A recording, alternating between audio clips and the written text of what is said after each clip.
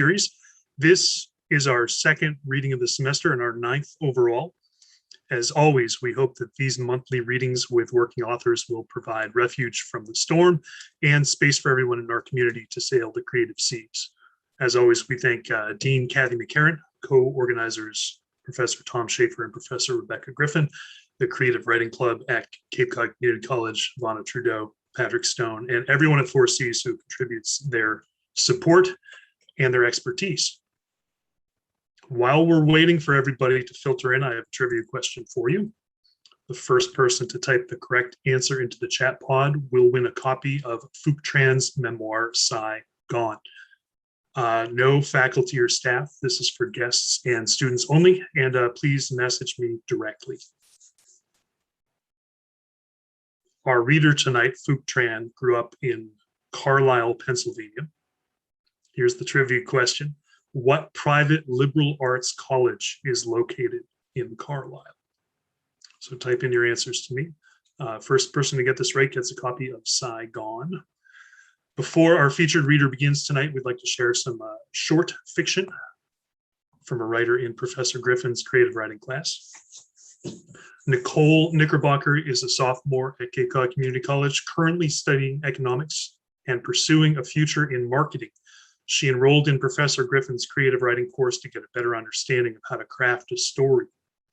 Through her own experiences and through what she has learned from studying people's interactions with each other and their surroundings, she hopes to create impactful stories centered around the nature of relationships and how we interact with those we're closest to. So please welcome Nicole Nickerbocker. Hi, I'm Nicole. I'd like to thank my creative writing professor, Rebecca Griffin, for giving me this opportunity, and everybody else as well. Thank you for all coming. It's very exciting to get to read my own piece. One of the things that I was thinking about while writing it was this idea of show and tell. Show and tell is kind of it's a very big thing when you're writing. That it's very common advice that you'll receive. And I was thinking about how show and tell is kind of also applied to our daily lives as well. This idea of that you don't really tell someone the way that you feel about them, like friendships. If you don't like them, if you love them, you don't tell them, but you show them through your thought, through like your actions and just the things you say to them, even if it's not really that meaningful. And so I hope I could kind of convey a relationship in my story through that sense of show and tell, or show don't tell. So shall I begin? Okay. Now the name of my story is I Wish You Could See Yourself the Way I See You. There's a cigarette dangling from his lips like wheat head from a farmer's mouth. There's no warm glow at the end to explain its use, as Frank has always preferred to chew on it like gum and let the ash be his nicotine. It's an acquired taste, is what he'd explain, if anyone ever cared to ask, but an unlit ciggy is nothing to the masses, and even less to his friends who'd quit ages ago. He's got his feet dangling off the edge of the eaves, like the butt which drips flecks of tobacco onto his shoes, since the thing is all wet from spit and turned tacky an hour ago. And 2 stories up isn't too high, but it's enough to get a bird's eye view across the whole town, 19,000 acres. From up here, it's impossible to get a grasp on the size relative to Frank's own imagination. He's always pictured it as being incredibly small, 9 miles from the top to the bottom, and Zonti Day would always say she'd walk 9 miles to take a piss back home, but it's real grand and imposing from the top of a 2-story family home. Frank doesn't pay any mind to the sound of leaf crush underfoot while staring up at the desolate void of space. He hears his name. Frank? Called from below his sneakers. He flicks a speck of tar down in greeting. As Jed looks up, he has a hand cupped over his eyes, like Frank's as dazzling as the sun. He's wearing his driving glasses and a brown trench coat with a colorful scarf around his neck. He has the impetuous air of a sweaty little office worker, one of those ones who'd have pit stains and a loose tie around their collar and had to carry around a bib to wipe their drenched forehead. He appeared in about 1 million MTV sketches, but Jed is more elegant than that, polished, refined, not like an old pipe, but like a knife. Frank, are you all right up there? Fine, Jed, I'm free. Frank swings his feet around, only glancing at Jed to make sure he hadn't yet taken off. Jed is covered by the shade from the trees, but white light peeks through the thick veil of the branches and falls to frame his eyes. Opal moons in the center of his black irises. You weren't picking up your phone. I figured I'd find you here, Jed says, instead of gracing him with a well-thought-out response to his self-introspection. What did you want me for? Frank brings back the cigarette to his teeth and resumes his habitual biting. I was going to ask if you wanted to go out for drinks. Jed peeks over one corner of the house, to the gate which leads into the backyard. Unkempt, flowery vines wrap around the fence posts and squeeze the wood together, so that the bent pickets are now as crooked as the teeth inside of a monster's mouth. I don't like to drink. Frank's response comes easily, quickly. He doesn't have to think about the denial because he's practiced it 100 times with his friends. Their encouragement ignores his desperation to not pick up any bad habits. He can't afford any more of those. Non-alcoholic drinks, Jed clarifies. When we first met, you bought me an apple juice, Frank remembers. At Frank's job, at a little gas station nobody visited on the border of the town, surrounding it were pure green pines which stretched the sky, and a rest stop that could not hold up to the motel just a mile away. Jed had bought an ink cartridge for his pen and a juice box. After Frank, bored beyond belief, thoroughly gave him hell for it, Jed bought another one and slid it smoothly over the counter so it stopped right before he could take the plunge and smack straight into the floor. Just another thing for Frank to clean up. How did you get up there? Jed could find out himself, but he just looks back up at Frank instead, hands on his hips now like a clucking mother hen. He's a responsible guy, always cleans up his messes, shows up on time, keeps his car full of gas no matter where he goes. On the patio fence in the back, then up onto the overhang. He mimics blowing a puff of smoke towards Jed. I'll come down. Why don't you catch me? A fall from 2 stories would crush all of your bones and kill us instantly, Frank, Jed says bluntly. Oh, Frank acquiesces, thinking about fatal injuries. I guess it would. Jed leaps over the fence and into the backyard, and Frank scooches over to make room for him. Jed is surprisingly nimble for such a nerdy guy, and with sinewy knees, he clambers up onto the blue shingles and sits down next to Frank. You ever thought about killing someone? Frank asks. Jed has this thing about him where he never really seems startled, no matter how outrageous what someone says is. Sometimes, he nods his head. Sometimes I think about it. Not too much, though. I think it adds more worth when you're murdered. It means someone looked at your life and thought, yeah, I want that, Frank explains, even when it feels unnecessary, because they've had this conversation many times over and Jed already gets it. Who have you thought about killing? Jed asks, as though Frank had directed the initial question at himself rather than Jed. Frank hesitates before he pulls a cigarette out of his mouth again. A particularly cold breeze sweeps by them at that moment, and while Jed is unfazed, Frank shivers. My aunt, because she was weak, is the only question he receives in return, no judgment. Ted Bundy killed 30 women because of the scorn of one, Frank says cryptically. And Nisha said that woman was God's second mistake, Jed throws back. Yeah, and that means we're the first, doofus. Jed says nothing for a while, only looking up at the stars with a clinical observation, searching for something. Before long, he turns back to Frank with a lighter in one hand. Toss me that, will you? He goes about lighting the cigarette and taking a small puff to adjust. Why your aunt? I think that it's because she was always such a bother to me. She's just the first person to come to mind as someone I would have liked to have got before something else did. What killed her? Frank is pretty sure that Jed already knows, but he says it anyway, as if it were the very first time. Just alcoholism. She was always a drunk for all the time I knew her. Jed hums, puffs on the cigarette again. Want to show me what you've been working on? Don't laugh. Frank brings out the notepad from its hiding place in his sweater's pocket, and then a pencil to go with it. He opens to page 63, wordlessly hands it to Jed. Away with twilight, my moonbeams highlight an incredible world below. And it really goes to show, nothing you see can ever be true. I wish you could see yourself the way I see you. As Jed reads, Frank feels an unusual compulsion to fill the void with his words. The night is so freeing, methinks. Frank twirls the pencil, much less gracefully than Jed does with his pen, and feels the graphite scrape against his skin with each clumsy movement. For once, you're invisible. I could climb off this roof right now, and in the morning, I'll be gone with the wind, and no one would ever see me again. And isn't that freedom? I'd like to just leave one day. Where would he go? Jed pulls himself away from the notepad, eye slants as he looks at Frank. Far away. When I'm gone, I don't think I'll ever want to see this place again. How come? Jed scrawls something down on the page before handing it back to Frank. I got tangled up here when my Aunt Day died, and I could never leave after that. Frank sees the only new addition, a big frowny face right next to the last line of the poem. You want to know what I've been working on? Jed doesn't wait for a response, knowing that the answer will undoubtedly be yes. Black holes. Jed's boss had sent him out here to do some niche nature research. Taking photos of wildlife in the night sky became his holy duty, and he wears deep shadows under his eyes to prove it. When a sun dies, it implodes on itself, and instead of releasing light, draws all the light to it. It becomes a black hole. Huh, Frank says. Come back to the car with me, Jed says. It's an offer. The answer will undoubtedly be yes. When they slide over back to the overhang, onto the fence, and then leap over the twisted vines and the monstrous teeth he could always see from his bedroom window, Frank is looking up at the night sky, trying to find that desolate place in the center of the galaxy.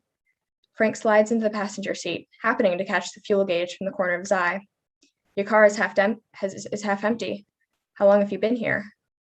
I was taking pictures. In the constellation Sagittarius, there's Sagittarius A star.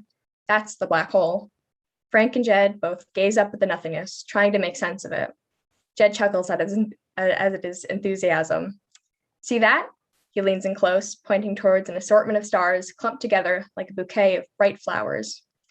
And Frank looks at his reflection in the window, and then past it, and he sees it. He really fucking sees it. And Frank just sits there, staring at the void that had consumed them both. So that was it. Thank you all for letting me share my story. I'm very, very grateful for this opportunity. It's just been an absolute pleasure to read. So thank you. All right. Thank you very much, Nicole, for sharing your story. Thank you.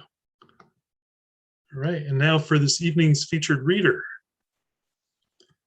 Phuc Tran has been a high school Latin teacher for more than 20 years, while also simultaneously establishing himself as a highly sought-after tattooer in the Northeast. Tran graduated Bard College in 1995 with a BA in Classics and received the Kalanon Classics Prize.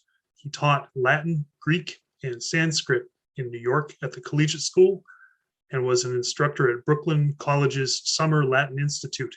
Most recently, he taught Latin, Greek, and German at the Waynflete School in Portland, Maine. His 2012 TEDx talk, Grammar, Identity, and the Dark Side of the Subjunctive, was featured on NPR's TED Radio Hour. He has also been an occasional guest on Maine Public Radio discussing grammar, the classics, and Strunk and White's legacy. He currently tattoos and owns Tsunami Tattoo in Portland, Maine, where he lives with his family. Phuc is the author of the memoir, Sigh Gone. Please welcome Phuc Tran.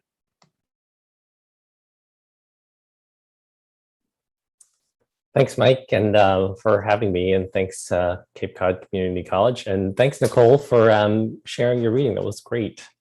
I thought I would just read three shortish selections. Mike said to read for 10 minutes, so I'll try and hit that time mark. Yeah, sure. And so the first part is just a description of the town that I grew up in, and it's from the prologue of the book. Nestled in the Susquehanna Valley town of Carlisle, Pennsylvania, Carlisle Senior High School sprawled as a monolithic mid-century modern block of types, archetypes, and stereotypes. Industrial gray lockers ringed its hallways, the compartments narrow enough to repel most of your textbooks, yet wide enough to collect the trash and detritus from your backpack. It was like your own personal landfill. Linoleum floors, classrooms with chables, the combo chair tables of the 70s, blackboards, American flags, loudspeakers from which the wah, wah, wah of adult speak would drone. Our school district was so large that the juniors and seniors had their own separate high school, the so-called senior high school, and the freshmen and sophomores had their own underclassmen high school building. Carlisle High School stocked its seats and bleachers with a familiar cast from the 80s, the athletes who towered above the rest of us, the cheerleaders who lay supine beneath them, the geeks with their physics books under their arms, the preps with their tree-torns, swatches, and impeccable Benetton sweaters, a handful of Black kids with MC Hammer pants and tall square afros tightly faded, punks and skaters with their leather jackets and black Converse, a few swirly hippies, the rednecks with their oily palms and cigarettes and trucks. Carlisle High School was another cultural cul-de-sac, built with the craftsman blueprint of John Hughes, the Frank Lloyd Wright of teen malaise. Overwhelmingly white, Carlisle's population offered all the rainbows of Caucasia. The town's main employers were Dickinson College, the Army War College, a smoky stack of factories, and the service industries that had sprung up to support the aforementioned trifecta. In the spirit of public education, we progeny were all in the mix together. The itinerant army brats, the ivory sons and doctors of professors, doctors, and lawyers, the greasy offspring of waiters, cooks, and factory workers, and the token refugee family. The Tran family blended right into the mix, like proverbial flies in the ointment. That is to say, we didn't. Carlisle's glitter was unmistakably 80s, but its structure was straight from the post-war era, bricked together by the mortar of the 50s. We had a downtown Woolworths with a chrome luncheonette counter and red vinyl stools and a grand movie theater with its incandescent marquee. The four corners of Carlisle's town square were righted by two courthouses and two churches, Episcopalian and Presbyterian, God and law and God. It wasn't a subtle message to any of us living in Carlisle what was at the heart of the town. And the pièce de résistance. Our high school was the town's designated Cold War fallout shelter. The blue and yellow radiation placards festooned our hallways, reminding us that we were only a button push away from nuclear annihilation. From what I gleaned on television, Carlisle seemed like a slice of American pie a la mode. We bottled lightning bugs on summer nights. Trucks flew Confederate flags. We loitered at 7-Elevens and truck stops. We shopped at flea markets and shot pellet guns. My high school provided a daycare for girls who had gotten pregnant but were still attending classes. We stirred up marching band pride and fomented football rivalries. The auto shop kids rattled by in muscle cars and smoked in ashen cobbles before the first period bell. We were rural royalty, Dairy Queens and Burger Kings. So that was just a little description of Carlisle. I think it's changed, maybe. I hope so. At least people like to tell me that it has. I'm sure it has. So I just want to read a small scene that takes place in a grocery store. This is when I'm about 10 years old. And the grocery store is a grocery store in Pennsylvania called Giant. Like that was the name of it was sort of like our version of like Stop and Shop, I guess, or whatever you guys have in Massachusetts out on the Cape. August 1983. Where are you people from? We were shopping at Giant, pushing our cart slowly. My brother Lou and I took turns dangling from the cart, making impassioned pleas to our parents to buy Count Chocula. An older gentleman stepped into our path, intercepting us with his question, the question that, as I grew up in Carlisle, I would sustain regularly, a query angled with varying degrees of inflection, from curious to neutral to cutting. Where are you people from? Even at 9 years old, I heard the nuances of you people. I caught his drift. His drift was sharp and edgy. It was pointed. His drift didn't sound like a friendly game of catch. My parents hadn't heard him because they were Vietnamesing with each other about their shopping list, and they weren't expecting anyone to speak to them. No one knew us in that informal, neighborly way, and my parents weren't part of the small-town colloquium that burbled and babbled around us. I saw other people, friends and neighbors, stopping and talking to one another. How's Little League? Donna doing okay? Did you see the game last night? We weren't in Little League. No one asked about my mother's health. We didn't watch sports on TV. The man spoke up louder with the kind of volume that inferred lack of Englishing. Where are you people from? I nudged my father, who broke off from his conversation with my mother to acknowledge the man. Oh, yes, sir? Always publicly polite. Where are you people from? The man had yellow-tinted aviators and a graying mustache, reminding me of Magnum PI from TV. His belly overhung a large buckle pressing taut against his plaid shirt. Maybe he was a private eye. Maybe he was working a case or was the grocery store security. Oh, we're from Vietnam. My father smiled widely, nervously. His default was always to smile in awkward or strange situations, but I felt his posture tense up. My father also caught the man's drift, and he moved protectively in between the man and us. Yeah, thought so. Thought I recognized it. Vietnamese. I haven't heard it since I was in country. Thought to myself, sounds like Vietnamese. My brother Lou started to correct the man's pronunciation of Vietnamese, but I kicked him from behind the cart. Lou caught my drift as well, and he shut up. In the Marines there, stationed in Da Nang, 68 to 69. He looked at us all as he spoke, eyes slinking from my father's rigid smile to my mother, to us kids. Oh yes, Da Nang. It's in the middle of Vietnam. We're from Saigon. My father continued to smile as we stood still, nervous prey whiffing a predatory scent. My eyes scanned the American flag pin and other buttons on his jacket lapel. The gentleman looked at us, but his eyes were distant, their focus going far beyond where we were, right through us. I looked behind myself at the produce section, understanding that he wasn't looking at the broccoli or cabbage. Beautiful country there, Nam. He said Nam with a southern lilt. Nam. Carlisle, surprising to most outsiders, has a slight southern drawl to its local dialect. Beautiful country, Nam. Goddamn shame what happened there. My father nodded. Goddamn shame, the man murmured. We all nodded and stood there for a time, staring at Mr. Magnum PI as he stared at the broccoli behind us. We, as a family in turn, looked blankly around. My father gazed farther down the aisle. Lou and I fidgeted wordlessly at the cart, everyone bobbling their heads. The man hadn't asked us another question, so we had no answer to give. Well, you people have a good day. Well, thank you. You too, sir. My father and mother smiled and waved. Lou had used the distraction to sneak a box of Count Chocula into the cart. He nudged me. Why did that man ask us where we were from? My parents had already wandered farther down the aisle, sorting through the different cooking oils on the shelves. I was pushing the cart, so I answered Lou. Because that man fought in the Vietnam War. The metal grocery cart resumed its screechy circuit in between the aisles. So? Well, we're from Vietnam. I said Vietnam the way the man had said it.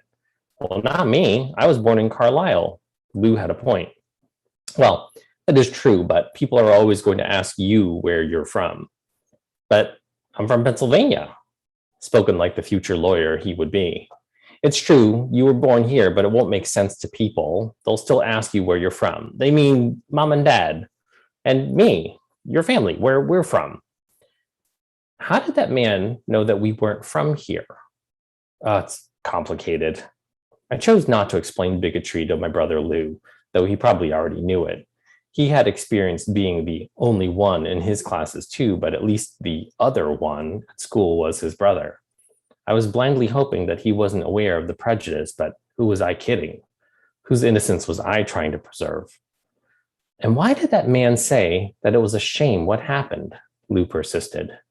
I don't know. He didn't really say, did he? I was pained to tell Lou to get used to being asked where he was from, but he had to. And eventually he would, whether I wanted him or not, get used to it or get crushed by it. We all learned quickly to smile and nod whenever veterans would see us and tell us that they were in Nam. They named their branch of service, told us what years they were there and where they were stationed and how they found the people or the weather. Later, when I was older and a little savvier, I would round out my exchange by saying something like, "Thanks for your service," or "My grandparents worked for the US Embassy," volunteering something to identify myself as one of the good ones. But that was much later, when I realized that this wasn't about me or my family. It was about them and what we symbolized for them. How could I explain to my brother that we were symbols, that some people would never be able to just see us as people, that we were symbols of a painful and confusing war, symbols of the refugees that they saw on TV, symbols of what they were afraid of, symbols of the people who had shot at them and killed their friends, brothers, and sons, symbols of whatever they wanted to see. That was what we were for Mr. Magnum PI. In the middle of the giant grocery store, we had to pause our shopping and be symbols for what he saw in the fuzzy, distant gaze of recollection and trauma. The Trans didn't choose to be symbolic or archetypal, but it wasn't our choice to make. So I'll just read one more super short passage. I should say here that each chapter of my memoir is told through the lens or the theme of a great work of Western literature. And so I'm just going to read the opening to a chapter that's told through the lens of the metamorphosis, or the metamorphosis rather, yeah. Franz Kafka's The Metamorphosis is a simple story. Gregor Samsa awakes to find himself transformed into a giant bug. When he discovers that he's a giant bug, he immediately looks at the clock and thinks about which train he can still catch to get to work on time. By himself, he's not freaking out about being a giant roach at all. His parents and sister, whom he's been supporting, freak out. His supervisor from work shows up and freaks out. Gregor has turned into a bug, but he does not freak out about his transformation until he has to navigate his relationships with his family and his work supervisor. You read The Metamorphosis and you realize it's his family's ugliness towards Gregor that moves the story. Gregor is now a giant roach and he cannot do anything about it. His family, instead of acting with compassion and kindness, sends Gregor to his room and locks the door. What's worse than turning into a giant bug? Turning into a giant bug and having your family act like a bunch of assholes. And isn't that adolescence, a biological change over which we have no control? And then our family, like a bunch of assholes, treats us like an insect in the midst of a metamorphosis that we ourselves hardly understand. And suddenly, with a different focus from the perspective of a bug, we see who they really are. Okie doke. I think that was more than 10 minutes, so sorry about that. All right, thank you very much, Phuc Tran. Before we begin the question and answer portion, I want to thank everyone for coming once again. I'd like to thank Nicole Knickerbocker for opening the event with her fantastic reading. And I'd like to remind you that we have one more event this semester. Please join us on campus 1 month from today, Thursday, December 9th at 6:30 p.m. for our first ever live and in-person event featuring poet Doug Holder. We're going to start the question and answer session with Phuc. Please ask your questions in the chat pod and I'll pass them along to him. So Phuc, first question, how has the pandemic affected your artistic life? That's I mean, and so, you know, it's strange, right? So as a tattooer, I mean, we were closed for 4 months right at the beginning of the pandemic. So I was, and then my kids were homeschooling. This is right in the spring of 2020. So, you know, I went from being a full-time tattooer to teaching kindergarten and third grade, which, you know, as you can imagine, went very smoothly. So that was 4 months of that. But otherwise, I mean, I think once we went back to work, I think, you know, other than some COVID precautions, things have been, you know, not, I wouldn't say normal. What do they call it? Adjacent to normal. You know, and I think, you know, in a weird way, like and then the other side of that artistic coin, I guess, is the writing piece, you know. So my book came out during the pandemic. So I think it was like a good year or 14 months before I actually ever saw it in a bookstore. So like it literally, the pandemic, sort of hit in March of 2020, and my book came out in April of 2020. And then, my whole book tour was like on Zoom. I think I've only done 2 in-person events ever for the book. And I just recently saw my book in a bookstore. So that has been super weird. I understand that it's not normal for someone to put a book out and then never ever see it anywhere and do everything on Zoom. But yeah. All right. One of the scenes from your book that sticks out in my mind is when you and your dad go to the library. And it was really resonant for me because I had like an almost exactly similar experience where I went to the school library. I found the Rolling Stone History of Rock, and I found a couple paragraphs and some photos of the Sex Pistols, which I, photocopied. I hung on my wall when I was a teenager, and I was really empowered by that because I felt like I had gained this entry into sort of an alternate history, something that I wasn't taught, something that wasn't popular. So it allowed me to take ownership of punk because I discovered it myself. And I think that phenomenon now is largely gone, or at least it's changed. It's like the history of human civilization is available to everybody through their phones now, right? Sometimes I miss that experience of discovery through digging, and sometimes I feel like it's better now because everybody has access to everything. So where do you stand on, I guess, like, I hope that's not a false dichotomy, but where do you stand on that? Like, yeah, that's so, yeah, I hear what you're saying, that like, I think we're more or less of the same generation, but like, it wasn't like you could order things online. Like I remember trying to buy a pair of Doc Martens, and like I had to like get a money order from like from like a bank, and I had to mail it to like a store in like England, and like it was like it was just everything was hard, right? And I guess I don't want to fetishize how difficult things were and confuse the difficulty for value, right? Although they are, I think for us, closely related, that things were hard and therefore we're just going to inherently value them because they were hard. And we don't want to like say like, well, everything's a waste.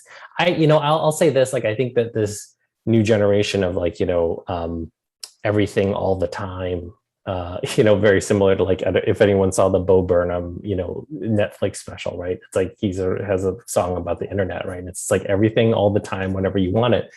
In some ways like that is like the manifestation of punk rock in sort of like the best and worst ways, in the sense that there's no more gatekeeping, like at all. Like anybody who wants anything all the time, like you have resources to it. So in some, yeah, I mean, I feel like it's super punk rock, right? To have like this like kind of democratized, information, and like, there's no more like trying to, get a record label to notice you. Like you can just record music and put it out on, YouTube or whatever, Bandcamp, and then people will hear it. And, so I think I'm going to try and be an optimist and say that, that it's mostly good, but like anything else, like it's also not, there are some pretty not good sides to the internet as well. Yeah. Yeah, I think one of the things that was initially appealing to me was that there was very little barrier for entry. It was democratized in that sense that anyone could do it, and if you have shortcomings, you can use those to your benefit. So I think I agree. That's the side that I try and come down on. Yeah. Wait, I want to hear. What do you think? I want to hear the answer to your question. Your answer. You want to hear the answer to my question? All right. Let's see. We do have a question from Kathy McCarran. Kathy says, I'm intrigued by the memoir as a genre. How challenging was it to write truthfully about your family and friends, or did you feel the need to protect them and gloss over details that could have made them feel uncomfortable? Oh yeah, Kathy, I for better or worse, I feel like it's a pretty raw memoir. I didn't feel the need to protect anybody. Uh, I think like my main rule was that I could only write about events to which I was a first person, like a firsthand witness, or a participant. Otherwise, like, if it was just sort of like familial hearsay, then I felt like it wasn't my right to it wasn't my story to tell. But I think, I don't feel like, I think like in the sort of world of, creative nonfiction, as they call it, I think, I would leave things out or put things in for the sake of the narrative, like just to make it readable and interesting. Like I didn't have to come up with every instance of, this, that, or the other that like just one example would do.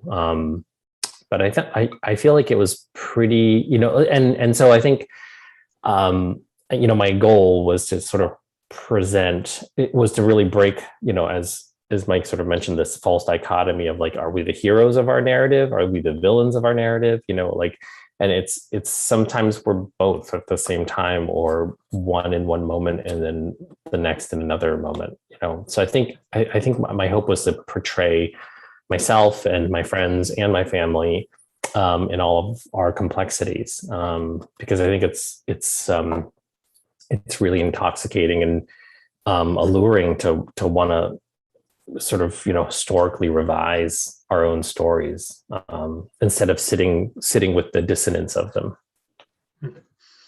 Rebecca would like to know how you started writing and why memoir is your chosen genre. Gosh, I think I guess it kind of chose me.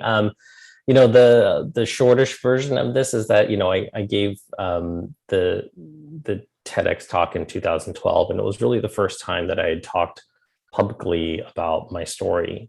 Prior to that talk, I'd never really ever talked about my sort of life as a refugee, my coming of age years as a refugee, and growing up in small town PA and having this dysfunctional family, and discovering great books in punk rock as a way to survive all of that. I mean, it just sounded weird. Like it just didn't sound like anyone else's story. And I was like, I just wanted to be like a normal kid. And so I just thought, like, don't ever talk about it. So in 2012, I gave this TEDx talk, and I just thought, well, this is probably like the biggest audience I'm ever going to have. I might as well just like talk about all of it. And so the reception to that talk was really powerful. And so after that, I started doing live storytelling here in Portland, Maine, which sort of like in the vein of like the Moth Radio Hour. So like once or twice a year, like I would just sort of, write a 7-minute story that was true and then get up on stage and tell it.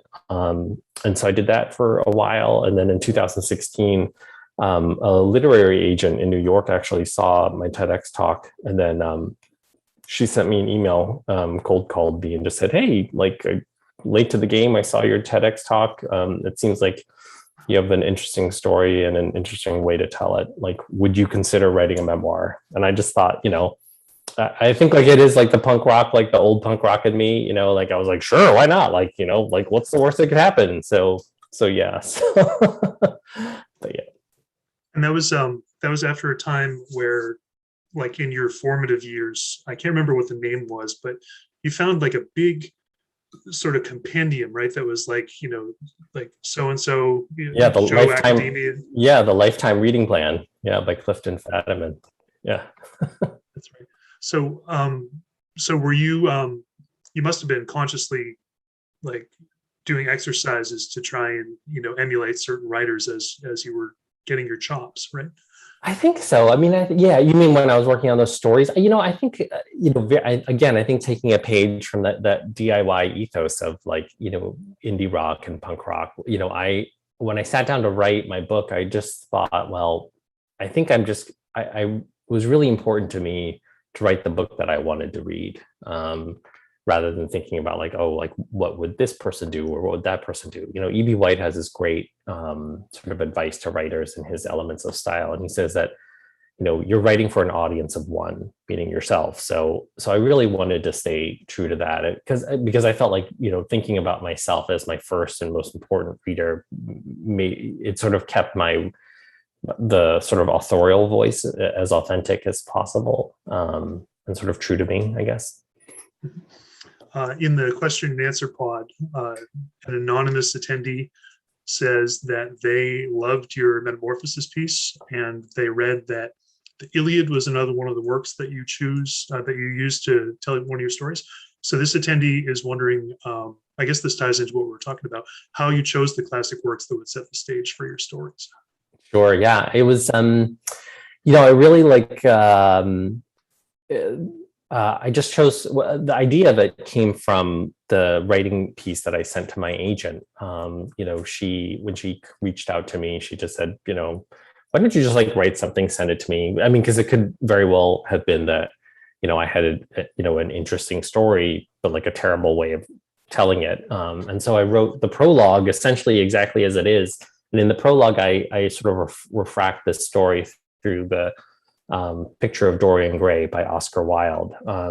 And when she read it, she said one of the things that she picked up on was that, I was triangulating my story through this piece of literature. And she said, could you do that for the rest of your book? And I was like, hell yeah. Because it's, if you're like a book nerd, like that's kind of what you do anyway, I could have very well easily chosen like movies or favorite, rock songs or pop songs or whatever. But I think books are just so much richer and deeper, and they were my first loves for sure. And so like I just made a list of like sort of my desert island, like top 10 or 15 books, and then just sort of thought about thematically how they would structure or fit the structure of the book.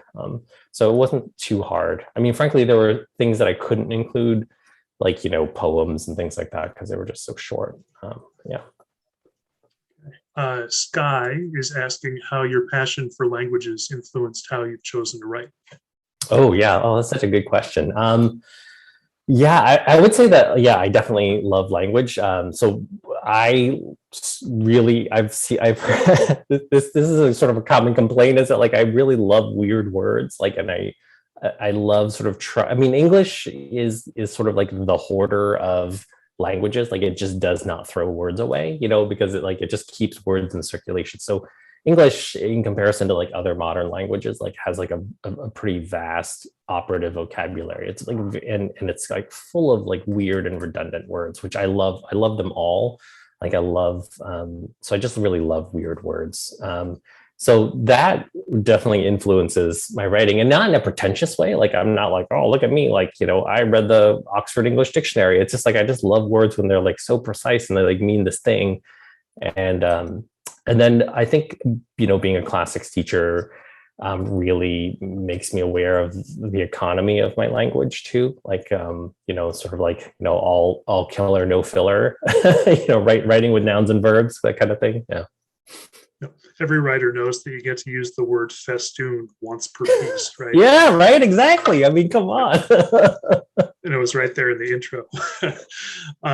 Kristen is wondering if you were interviewed for the representation project, The Mask You Live In.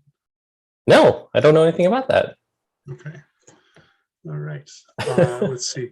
Ralph would like to know if you've been back to Vietnam since you left in 1975. If so, what's your perception if the change? If not, why? Yeah, so I have not been back. So for a long time, I wanted to go back with my parents just because I felt like that would be sort of like the richest experience. But my parents they still hold such deep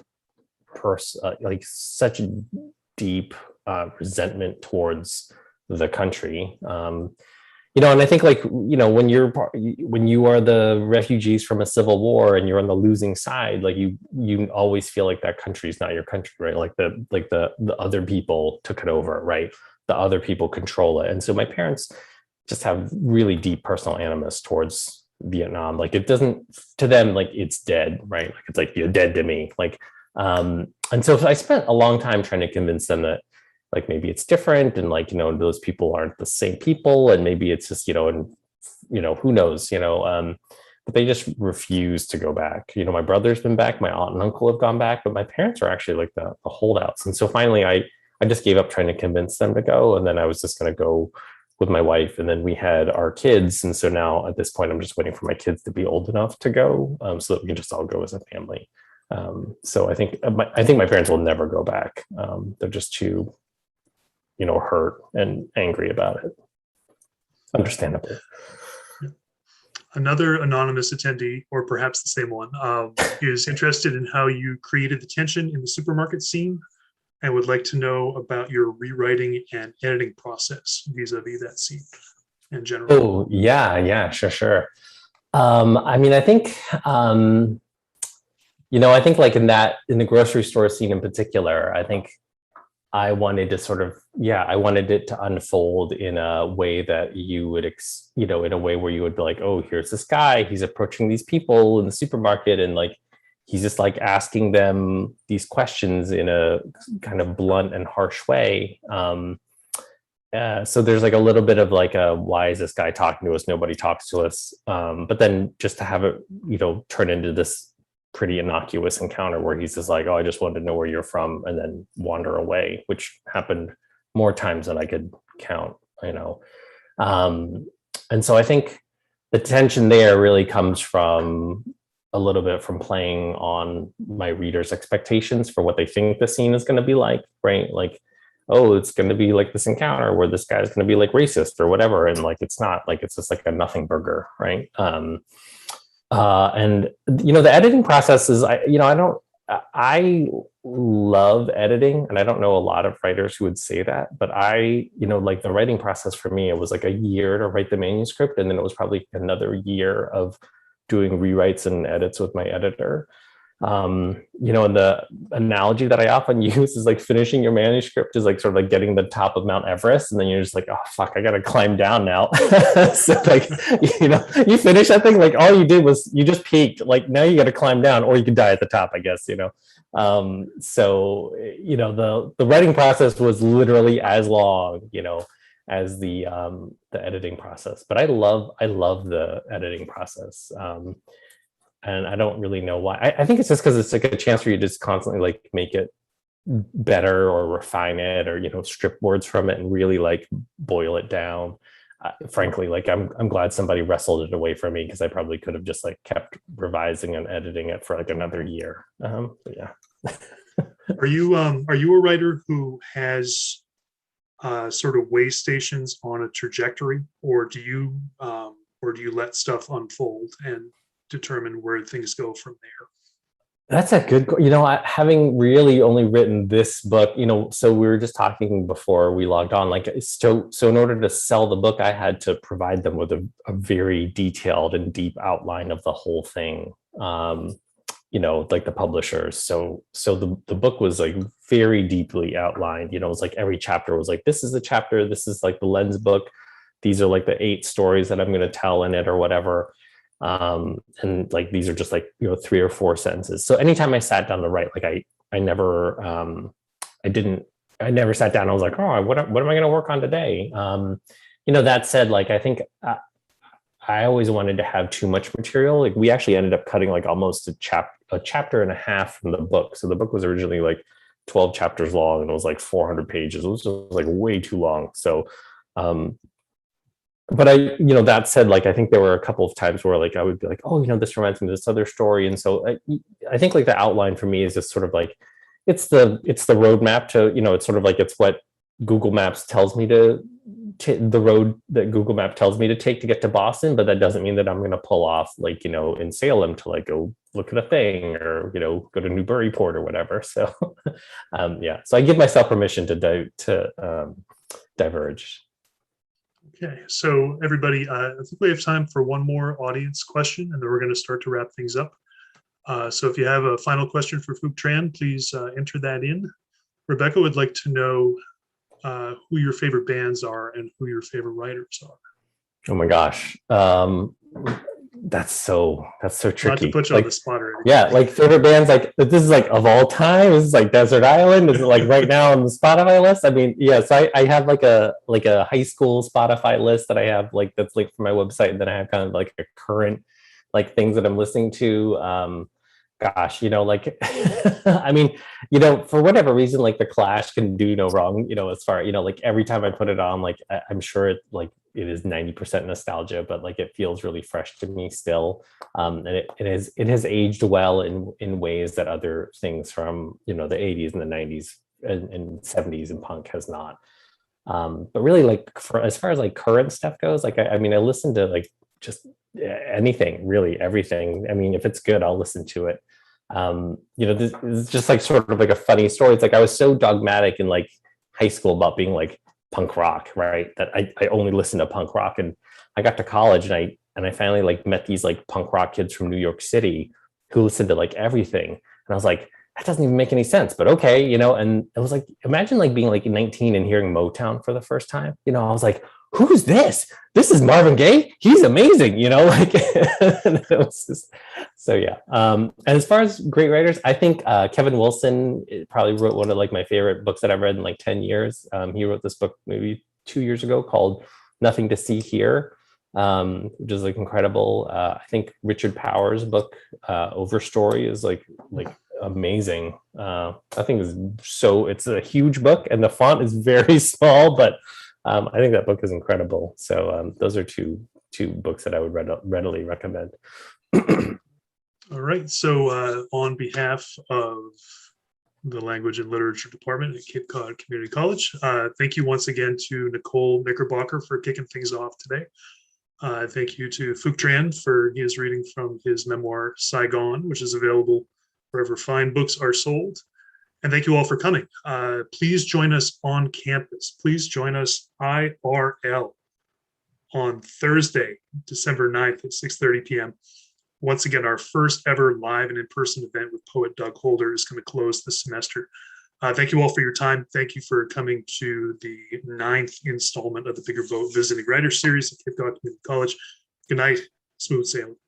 Peace.